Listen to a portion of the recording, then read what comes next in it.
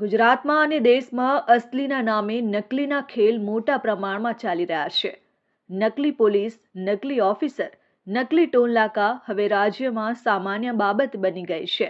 ત્યારે કીમ પોલીસે એક એવી ટોળકીને ઝડપી પાડી છે કે જેને પોલીસ બની એક વ્યાપારી પાસેથી 13 લાખથી વધુની રકમ પડાવી લીધી. થોડા દિવસ અગાઉ ઓલપાડ તાલુકાના કીમ નજીક આવેલા મૂળદ ગામના પામ વિલા ફાર્મ હાઉસના 31 નંબરના ફાર્મમાં સુરત શહેરના એક વ્યાપારી પોતાના એક મિત્ર અને એક મહિલા સાથે આવ્યા હતા. ફાર્મ હાઉસમાં આવ્યાના થોડા સમયમાં જ 3 અજાણ્યા ઈસમો 31 નંબરના ફાર્મ હાઉસમાં ધસી આવ્યા અને પોતાની ઓળખ પોલીસ તરીકે આપી હતી અને વ્યાપારી તેમજ તેમના મિત્ર અને મહિલાને ખોટા કામ કરો છો કહીને માર મારી જાનથી મારી નાખવાની અને સમાજમાં બદનામ કરી દેવાની ધમકી આપી. જો કે અચાનક પોલીસ આવી જતા અને બદનામ થવાની બીકે વ્યાપારી અને તેના મિત્રએ મામલો રફે દફે કરવા જણાવતા આરોપીઓએ 25 લાખ રૂપિયાની ખંડણી માંગી હતી. વાતચીતના અંતે 13 લાખ રૂપિયામાં પટાવટ થઈ હતી. વ્યાપારીએ યેનકેન પ્રકારે 13 લાખની વ્યવસ્થા કરી દેતા આરોપીઓ 13 લાખ રૂપિયા લઈ ફરાર થયા હતા.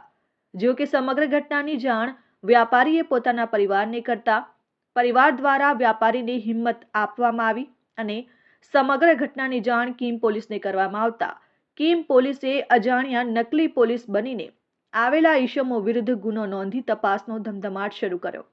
કીમ પોલીસને ગઈકાલે બાતમી મળી કે પોલીસ બનીને ગુનો આચરનાર 3 ઈસમો કોસંબા તરફથી કીમ તરફ આવી રહ્યા છે. જેને લઈ પોલીસે કીમ કોસંબા વચ્ચે કીમ નદીના ઓવરબ્રિજ પર ફિલ્ડિંગ ગોઠવી હતી અને બાતમીવાળી કાર આવતા જ તમામ લોકોની અટકાયત કરી કાર કબજે લીધી હતી. પોલીસને કારમાંથી એક પોલીસ લખેલું બોર્ડ પણ મળી આવ્યો છે. હાલ પોલીસે તમામની અટકાયત કરી કોર્ટમાં રજૂ કરી રિમાન્ડ મેળવવાની તજવીજ હાથ ધરી છે. પોલીસને આશા છે કે સુરત જિલ્લા અને શહેર અને રાજ્યમાંથી અનેક ગુના ઉકેલાઈ જશે. થોડા દિવસ પહેલાં કીમ પોલીસ સ્ટેશનની અંદર આવેલા પામવિલા ફાર્મ હાઉસની અંદર એક વેપારીને નકલી પોલીસ દ્વારા 13 લાખ રૂપિયાની બળજબરીપૂર્વક કઢાવી નાખવાની એક ફરિયાદ દાખલ કરવામાં આવી હતી. આ તપાસના અનુસંધાને આજે તપાસ કરતા 3 ઈસમો કે જેઓ નકલી પોલીસ બનીને આવ્યા હતા અને એમણે આમની પાસેથી ફરિયાદી પાસેથી એમણે જે 13 લાખ રૂપિયા પડાવ્યા હતા તેમને આજે શોધી કાઢવામાં આવ્યા છે. તેમની ધરપકડ કરવામાં આવી છે અને તેમની પાસેથી એક પોલીસનું પ્લેટ મારેલી એક ગાડી રિકવર કરવામાં આવી છે. જે ગાડીનો ઉપયોગ તેમણે આ ઘટના સમયે કરેલો એવી ગાડીને પણ આપણે રિકવર કરી છે. ઉપરાંત તેમની પાસેથી જે 13 લાખ રૂપિયા જે છે એ રિકવર કરવાની પ્રોસિજર હજી ચાલુ છે અને આગળની રિમાન્ડની પ્રોસિજર આગળ કરાશે અને આ ગુનાની અંદર આ કાંડની અંદર એમની સાથે અન્ય કોઈ ઇસમો સંડોવાયેલા છે કે નહીં તેની પણ તપાસ ચાલુ છે. ઘટના શું હતી? ઘટનાની અંદર એવું હતું કે થોડા સમય પહેલાં કીમ પોલીસ સ્ટેશનની અંદર આવેલા એક પામવિલા ફાર્મ હાઉસ જે મૂળદ ગામની હદમાં આવેલું છે ત્યાં વેપારી ત્યાં ગયેલા. તેમના સાથે એક મિત્ર પણ હતા, બીજા એક મહિલા પણ હતા.